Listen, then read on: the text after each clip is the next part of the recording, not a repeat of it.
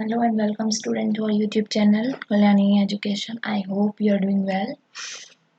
So get ready with your textbook.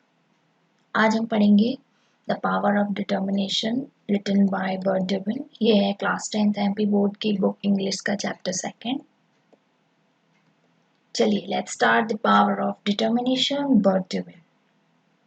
The little country schoolhouse was heated by an old-fashioned pot-built stove. A little boy had job of coming school early each day to start the fire and warm the room before his teacher and his classmates arrived. एक शहर मान लीजिए, कस्बा मान लीजिए, वहाँ पर एक स्कूल हाउस, एक स्कूल हुआ करता था जो कि गर्म किया जाता था. Heated bye an old fashion, पुराने ज़माने के पॉट बिल्ड के थ्रू. एक स्टोव हुआ करता था पुराने ज़माने का जिसमें आप लकड़ी जला के हीट प्रोड्यूस करते हैं. तो उसके थ्रू उस स्कूल को गर्म किया जाता था. इसका मतलब ये है कि स्कूल ज़रूर किसी ठंडे इलाके में रहा होगा. ठीक है. इसके बाद a little boy had a job. उस स्कूल के एक बच्चे की ये जॉब थी कि वो डेली स्कूल आए और आने के बाद सबसे पहले वो फायर जलाता था उसमें, और उसके बाद उस स्कूल को, उस रूम को गर्म करता था जिससे पहले कि उसके टीचर आए और उसके क्लासमेट्स आए. एक दिन one day they arrived to find the schoolhouse engulfed in flames. They dragged the unconscious little boy out of the flaming building more dead than alive. एक दिन जब वो लोग स्कूल के बच्चे और वहाँ टीचर पहुंचे, उन्होंने पाया कि स्कूल हाउस में, स्कूल की बिल्डिंग में एक engulfed, यानी कि engulfed में तो सराउंडेड और कवर समबडी कंप्लीटली, किसी व्यक्ति को पूरी तरीके से घेर लेना. तो उसने देखा, तो उन लोगों ने देखा कि स्कूल हाउस घिरा हुआ था किससे? फ्लेम से. फ्लेम्स होता है आग की लपटें. They drag the unconscious little boy out of the flaming building. उन्होंने उस बेहोश हुए बच्चे को उस बिल्डिंग से निकाला जिसकी ड्यूटी हुआ करती थी. वो बच्चा मरा हुआ सा था, मतलब जिंदा बहुत कम था, ऐसा लग रहा था कि वो मरा हुआ है. मोर डेड देन अलाइव, जिंदा से ज्यादा मरा हुआ था. He had major burns. उसकी बॉडी पे बहुत ज्यादा मेजर बर्न्स हुए, बहुत ज्यादा जल गई. Over the lower half of his body and was taken to the nearby county hospital. और जल्दी से उसकी जो नीचे का लोअर बॉडी था वो बहुत ज्यादा जल गया था, उसको लेके पास के अस्पताल में गए.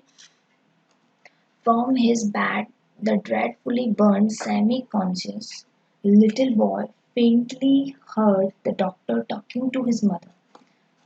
अपने बेड से उस बच्चे ने dreadful अपने बेड से उस बच्चे ने, बुरी तरीके से जले हुए बच्चे ने, सेमी कॉन्शियस, आधी बेहोशी की हालत में, अब सुना डॉक्टर को उसकी माँ को बात करते हुए. The doctor told his mother, doctor ने उसकी माँ से कहा दैट हर सन, कि उनका लड़का वो श्योरली डाई, निश्चित ही मर जाएगा. which was for the best, ये उसके लिए अच्छा रहेगा. really for the terrible fire and disvasted is the lower half of his body, क्योंकि उस भयानक आग ने उसके नीचे के हिस्से को तहस नहस कर दिया है, बर्बाद कर दिया है.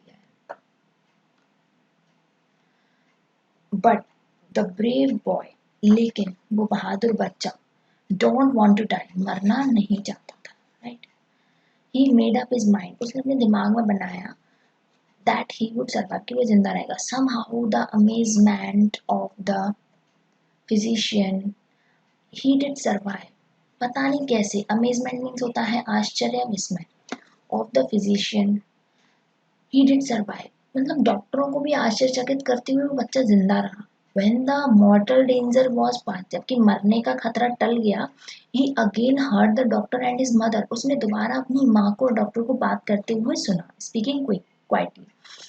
The mother was told that since the fire had destroyed so much flesh in the lower part of his body, it would have been better if he has died. उसकी माँ ने कहा है कि उसका नीचे की बॉडी जो थी उसका ज़्यादातर हिस्सा जल चुका है, बर्बाद हो चुका है. इससे अच्छा तो यही होता कि मर जाता. Since he was doomed to be a lifetime cripple, ताकि वो कम से कम जिंदगी भर के लिए अपंग या विकलांग, ट्रिपल यानी कि घसीट के चलने वाला, जो रेंग रेंग के चल रहा हो घसीट घसीट के, डूम का मीन्स क्या होता है? To make somebody certain to fail, कि वह अपनी जिंदगी भर अपंगता से गुजारे। इससे अच्छा तो यही होता कि वो मर जाता। With no use at all his lower limbs, अब उसके नीचे के पैरों का कोई यूज नहीं है। Once more the brave boy made up his mind, फिर से उस बहादुर बच्चे ने अपने दिमाग में बनाया, he would not be A cripple, कि वह एक विकलांग नहीं रहेगा। ही वुड वॉक, वो चलेगा, बट अनफॉर्चुनेटली, लेकिन दुर्भाग्यपूर्ण, फ्रॉम द वेस्ट डाउन, अपनी उसकी कमर के नीचे का जो हिस्सा था, he had no motor ability, उसमें चलने लायक कोई योग्यता नहीं रही। His thin legs just dangled there, उसकी जो पतली पतली टांगें थी वो बस लटकती रहती थी। ऑल बट लाइफलेस, एकदम बिना जान के, जैसे कोई लाइफलेस चीज हो। Ultimately, he was released from the hospital. Every day, his mother would massage his little legs. जब वह हॉस्पिटल से रिलीज हुआ, फ्री हो गया, मतलब डिस्चार्ज हो गया, उसके बाद वो उसकी माँ जो थी वो उसकी पैरों पर डेली मसाज करती थी। ठीक है, but there was no feeling, लेकिन उनमें कोई जान नहीं थी, नो कंट्रोल, कोई कंट्रोल नहीं था उसके पैरों पर, नथिंग। येट इज डिटर्मिनेशन, फिर भी उसका जो दृढ़ विश्वास था, that he would walk up, was as strong as ever, उसका हमेशा से ये स्ट्रॉन्ग विश्वास रहा कि वह चलेगा। When he wasn't in bed, जब वह बिस्तरों में नहीं था, he was confined a wheelchair, confined होता है to have to stay in bed in a wheelchair, तो वो जब व्हील चेयर में था उस टाइम पे, वन सनी डे, एक शाम के दिन, his mother, उसकी माँ, wheeled him out into the yard to get some fresh air, उसकी माँ उसकी व्हील चेयर को बाहर यार्ड में लेके आती है, बगीचे में लेके आती है, ताकि उसको थोड़ी फ्रेश एयर मिल सके। This day, instead of sitting there, he threw himself from the chair. उस दिन वहाँ बैठने की अपेक्षा उस बच्चे ने खुद को उस चेयर से बाहर की ओर फेंका। He pulled himself across the grass. उसने अपने आप को घास पर खींचा। Dragged his leg, अपने पैरों को घसीटते हुए, behind him, अपने पीछे। He worked his way to the white picket fence bordering their lot. With great efforts, he released himself up on the fence. उसने बहुत ज़्यादा कोशिश की, बहुत काम किया खुद को उठाने के लिए। ठीक है, इसलिए उठाने के लिए उसने क्या किया, एक पिग्ड पकड़ा, यानी खूंटा टाइप का, जिससे फेंस को बांधा जाता है। बाउंड्री पे आपने खेतों के सराउंडिंग देखा हो, एक तार लगा रहता है और वाइट वाइट कलर के कुछ खंबे से खड़े रहते हैं बीच बीच में सपोर्ट के लिए। तो उस खंबे को पकड़ के वो जैसे तैसे खड़ा हुआ अपने एफर्ट्स लगा के, और उसने अपने आप को खड़ा किया उस फेंस के सहारे। Then step by step, stack means होता है जोखिम लेना, जोखिम लेते हुए ही बिगेन ड्रैगिंग, घसीटते हुए खुद को अलोंग विद द फेंस, उस फेंस के सहारे खुद को घसीटता जा रहा था, कोशिश करता रहा था, resolve that he would walk, कि वह चलेगा। He started to do this every day, उसने ऐसा करना शुरू कर दिया, डेली डेली ऐसा करता था। वो smooth path all around the yard beside the fence, और जैसे घास थी, वो इतना हुआ चला कि जो घास थी वो जमीन जो थी वो एक स्मूथ जमीन में बदल चुकी थी। सोचिए, जैसे हम किसी कच्ची सड़क पे जा रहे हैं, जब हम बहुत टाइम तक जाते रहते हैं तो वो एकदम स्मूथ बन जाता है, उसमें एक वे दिखने लगता है। सेम ईयर वो इतना चलता था उस फेंसिंग के सहारे कि उसने वहां एक वे कन्वर्ट कर दिया। There was nothing we wanted more than to develop life in those land, वह कुछ नहीं चाहता था सिवाय इसके कि उसके पैरों में जान आ जाए। Ultimately, through his daily massage, his iron persistence, and his resolute determination, he did develop the ability to stand up, then to walk haltingly, then to walk by himself, and then to run. Actually, उसने क्या किया, अपने daily के massage, उसका iron persistent, लोहे जैसा दृढ़ विश्वास, एंड हिज रिजोल्यूट, उसका जो साहस था, डिटर्मिनेशन था, दृढ़ निश्चय था, he did develop the ability to stand up, वो खड़ा होने लगा। देन टू वॉक, फिर चलने लगा, हेल्टिंगली, कैसे लड़खड़ाते हुए चलने लगा। Then to walk by himself, फिर वह खुद को धीरे धीरे बिना सहारे के चलने लगा, फिर रन करने लगा, दौड़ने लगा।